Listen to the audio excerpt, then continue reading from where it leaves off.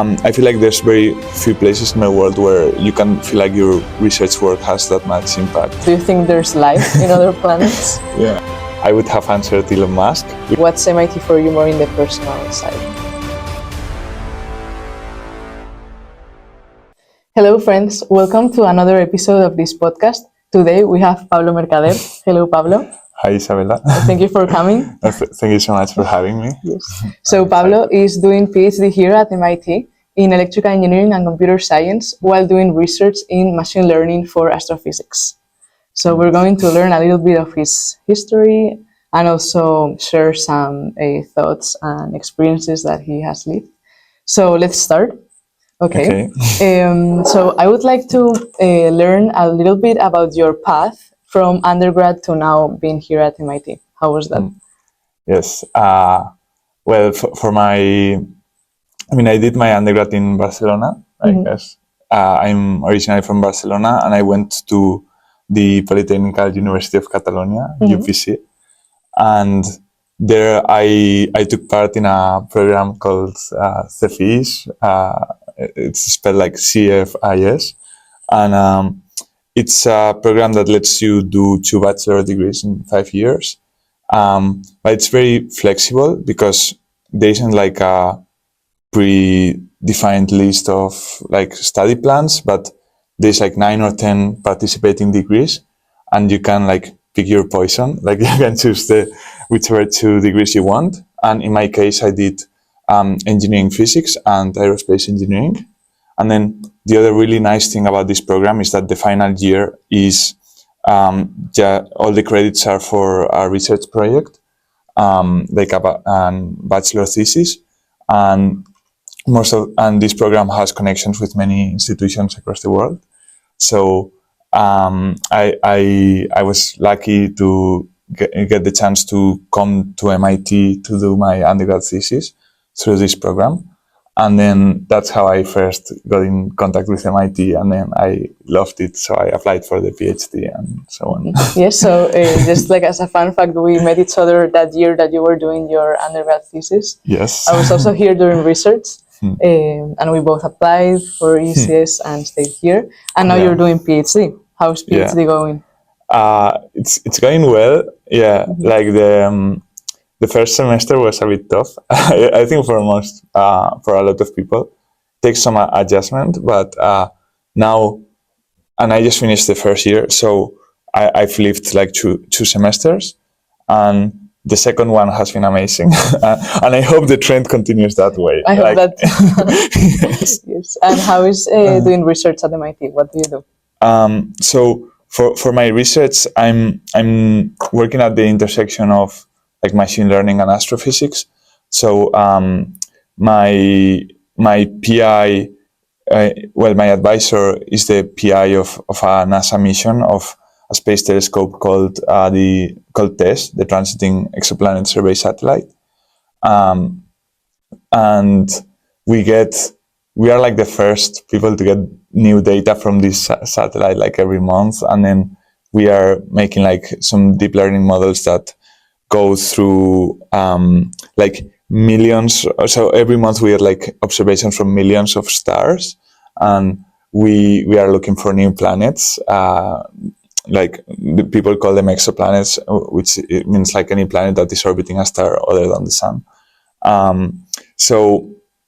And because there is so much data, like you cannot have a human look at every single example, right? So we are making like a deep learning model to automate this process of discovering new planets, and we are making like the largest, like we make the largest catalog of planetary candidates that there is. Wow. So and like this kind of thing, I feel like only happens at MIT, where like your advisor is the PI of this crazy space like this sort of like level of impact.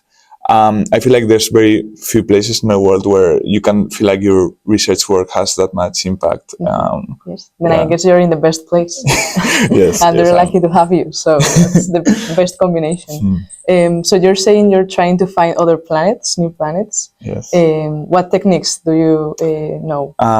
Yes, so Yeah, this is a good question. Like, how do you detect a new planet, right? And the way that we do it with our space telescope is it it looks at it has a very large like field of view. So every star and every star is only like 1 pixel in your image, okay? But the way you or a few pixels, but then it's like an indirect measurement. Like you cannot really see the planet itself, but what you see is that you look at how the light from the star changes over time, how the intensity of that, like of those pixels, change over time.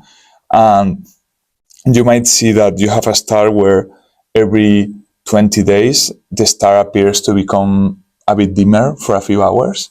So from this, you can infer that there's a planet orbiting this star that goes in front of the star I see. for a few hours every 20 days. So this is called the like transit method, because you see the planet transiting in front of the star. And this is the method that has discovered the most planets.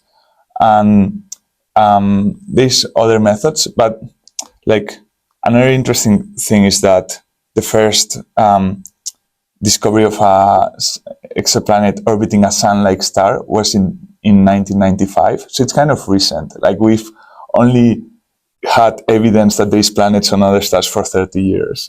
That's not a lot. Yeah. And do you use any other techniques, or that's the main one? So for our pipeline, that's the technique we use, but there is a few other ones. There is one that I find very cool, which is called the radial velocity method or Doppler method. And it's the one that they used for the first discovery as well. So for the one I was describing, you can imagine that you need to have the planet, the orbit of the planet has to be aligned with your line of sight. So, so that so that you actually see the planet going in front of the star. There's many planets that you will never see go in front of their star. But even when they don't, there's one thing, which is when you have a star and a planet, people, like you might first think of it as the star being still and then the planet moving around it. But in reality, what happens is that both of them orbit their common center of mass. So the star is also moving a little bit, right?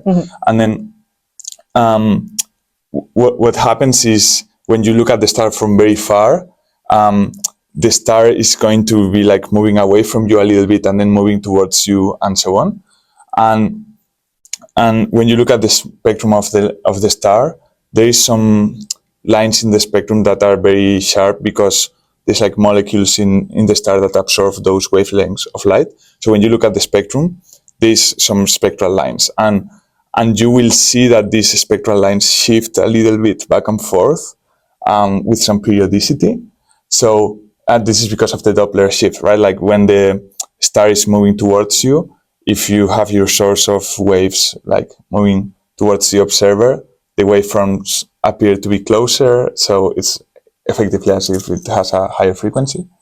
So basically, because of this tiny shift, which can be like less than 1 millionth, like you can infer that there is a planet, and not only that, you can put an upper limit on the mass of the planet as well. So with that method, you can detect a planet and you can get a measurement for the mass of the planet. Wow, that's amazing. It's very cool. I could be listening to you for hours. That's amazing. And like, it makes me think like there's a lot of planets. The universe is huge. This is a classic question, but do you think there's life in other planets? Yeah, anywhere you were going. So, okay, so probably yes. Like the universe is so huge. Like there's probably, I think like billions of stars in our galaxy, and there's like billions of galaxies out there. So I think the odds that there is life somewhere in the universe are quite high, and now we know that 1 in 5 stars has a planet in the habitable zone, what we define as the habitable zone. It's like Earth? Which, or yeah, so you can think sort of similar to Earth. Like basically the habitable zone is defined as like the like the planet is at a distance from its star where it could have like liquid water on its surface, which is quite a strict definition. Like it probably should be relaxed, but even then, like 1/5 of stars could have a planet that could host life similar to the one we know, and then if you even consider like other types of life, right? Now, I think the more interesting question is like, will we detect other life, like alien life? And I think that's different because then it's like you are not looking at the odds of having life somewhere in the universe, but having it somewhere close enough that you can actually detect it, right? And I think that is quite low. Like the odds for that are quite low, but it's not impossible. Like the closest star to us, I think it's Proxima Centauri, and it has a planet in the habitable zone, for example. But for us to detect it, like I don't think we're gonna detect it anytime soon. So if we're I had not to going bet. to see aliens. Like I think for us to detect life somewhere else, it would take a change of instrumentation, like some new space telescope or so on. Like there is like one telescope coming up next year called Plato, but then there's in 2029 there's the Ariel telescope from the European Space Agency, which will look at the composition of atmospheres of exoplanets. And probably our best chance will come like in a couple of decades. In the 2040s, NASA plans to launch something called the Habitable Worlds Observatory. Probably until then, with our current like instruments, I think there's a low chance that we find life. Then we can talk about this in a few years. yes. Okay. Hopefully within our lifetime. Hopefully. All right. So seems like we're having a great time doing research here at MIT, and the topic is very interesting. But you're not only at MIT. You were here for one year before, and now this year taking classes and doing research. But now in summer you're somewhere else. You're doing an internship Yes. in Harvard. How is that going? Yes. So I'm doing an internship at the Center for Astrophysics of like Harvard University and also the Smithsonian Institution. Like it's affiliated to both, and it's going great. So it's because okay. So I was saying earlier that we get a lot of data from our space telescope, and we've sort of decided we need to use machine learning for this, right? So I think Harvard sort of agrees, and or this center at least, and they are paying a lot of attention to this. So they have a whole initiative called Astro AI, which is like AI for astronomy, and it's now like one of the there's like a whole division within this research center that focuses on AI and astronomy, and they are doing a lot of like great work, and now through this internship I'm like meeting all the people there, and it's really great. Like I'm interested in the project I'm working on, but also building this network of like knowing all these people who are working in similar things is great. And even like next week, Harvard is hosting a workshop called like the Astro AI workshop. Are you as well. participating? Yes, I'm giving a talk there. Wow. about my project for this model for like detecting new exoplanets that I was talking about. So it's gonna be a whole week of people giving presentations about their work in AI and astronomy and astrophysics. So it's gonna be great. It's going to be a very enriching opportunity also. Yes. Nice. So seems like a very exciting first year of PhD. Although you have many more to come, what would you like to do in the future after PhD? Yeah, that's a good question. I mean, you have a lot of time to think about it. There's many years. Well, like I guess growing up, I always wanted to like work at NASA, was sort of my dream, and I guess I'm still kind of aligned with that. So I think something like a national lab like NASA or is good because so it's somewhere in between industry and academia, where like I think you have some of the pros of having like a job and like a fixed schedule and so on. At the same time, you are still doing research. So I think it's sort of like the best of both worlds in a sense. So I think something, if I were to graduate today, I would consider something like that.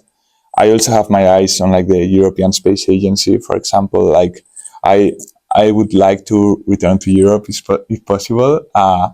But yeah, I think some sort of like either national lab or like a research position in industry would be interesting for me. I Yeah. think it would be a good fit for you also. Okay, so now we're going to move a bit into the personal questions. Okay. So we talk about MIT from a more professional point of view, but what's MIT for you more in the personal side? um, in what sense? Sorry. How do you see the culture, your lab mates, friends, life Okay. here? Yeah. Yeah. So I think what really makes MIT special is the people, like the people that are here. And I've met really, like I've met a lot of like really interesting people while I was here, including you. um, like, yeah, I feel like here it's sort of like everyone, like no one is here by accident, right? Like everyone here has like a story and like some vision for like their sort of like personal project for their life, and so that's like really nice. I think it's also like the downside is that everyone is extremely busy, so it's sometimes it's like hard to connect at a deeper level, and like you have to make an effort to um, like actually make like friends and so on. But I think it's really good. Yeah, and it's like very like a very welcoming community and very open. So I like it. Yes, and everybody's so diverse that you learn a lot of things, even if it's not in your field. Yeah. And that's amazing. Yes. So, just like a personal question, do you have any book recommendation? Yes. So, like, okay, I recently reread a book that I had read a few years ago, and it's called Deep Work. So it's more like a productivity book, I would say. So it's you might personally like it because the author is he's called Cal Newport, and he got his PhD at MIT in theoretical computer science. So he talks about like his days like working in CSAIL and so on, like which is one of the buildings here. So Yes, so we it can was relate. particularly relatable. And I mean, basically, the point of the book is saying that you do your best work when you're like really focused, and that it's probably better to get like 2 or 3 hours of very focused work than 8 hours of distracted work, right? So like one third of the book is trying to make that argument basically, or like, yeah, trying to define what he means by deep work.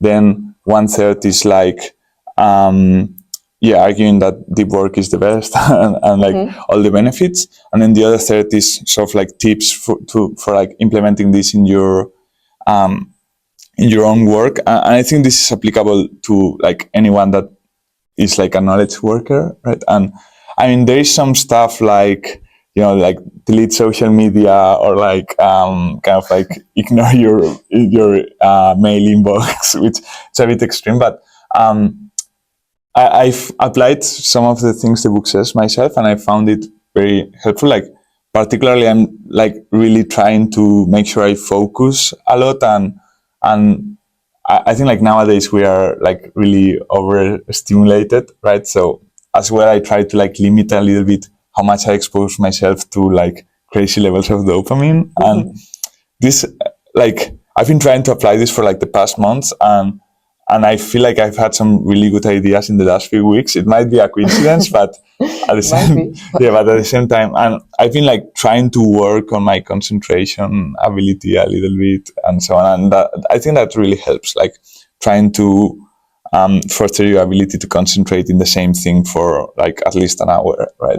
Yeah, that seems impossible now. I really like in the past I was able to focus like study for hours, and now I have like my phone in the table. I'm like checking anything like WhatsApp, Instagram I all the was time. like that as well. Now I'm starting to like leave the phone sort of far away from me in the office or things like that, and it's helping a little.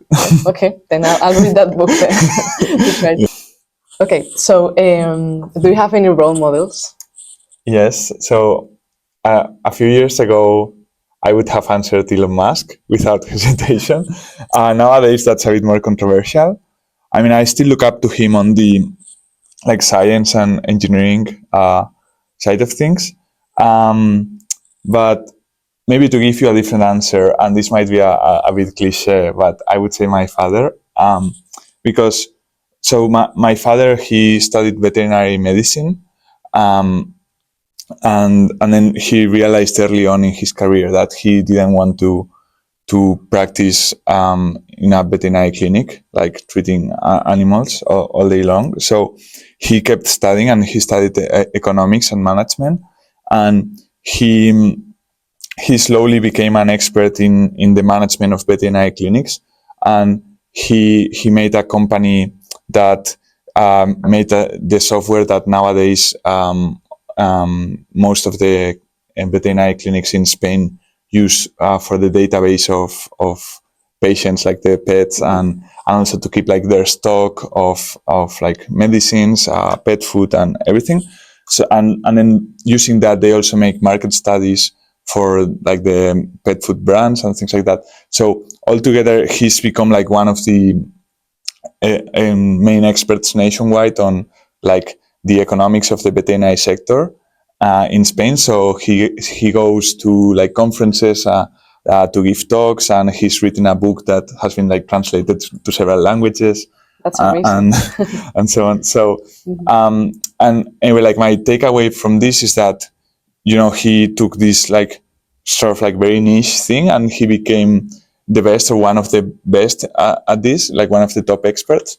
So I think you can sort of like extrapolate that to any field in life, where like to to be able to have like a meaningful like the way you can have the most meaningful contribution is if you take like a small topic that you really like and work really hard to become the best in that like small topic, right? Rather than trying to reach a very broad range of things. So yeah, I sort of try to apply that as my philosophy. Beautiful. That's very nice said. Okay, so this is a question I ask a lot because this podcast is about friendship and about sharing moments with friends.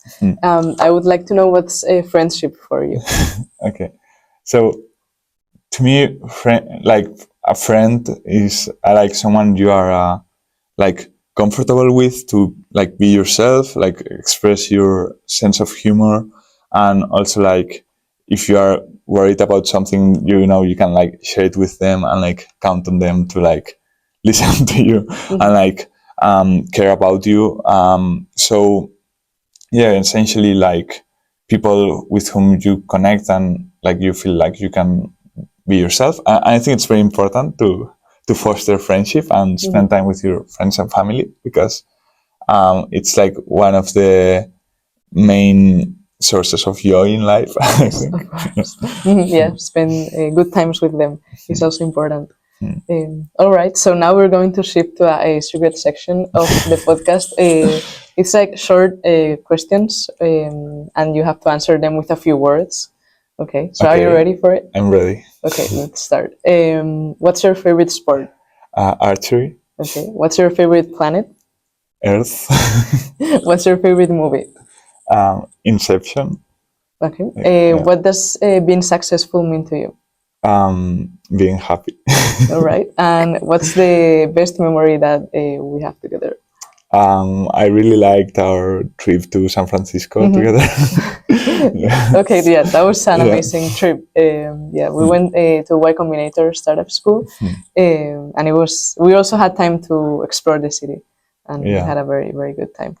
All right, so that's it. That's all for today. Thank you very much for coming to the podcast. Yeah. Thanks a lot for having me, and I'm very excited for you for this project, and really happy to be part of it. Yeah, I'm happy to learn about everything and planets, exoplanets, aliens. Yeah, it was very interesting. And thank you everybody for listening. And stay tuned for more episodes coming soon. Thank you very much. Bye bye. Thanks for listening.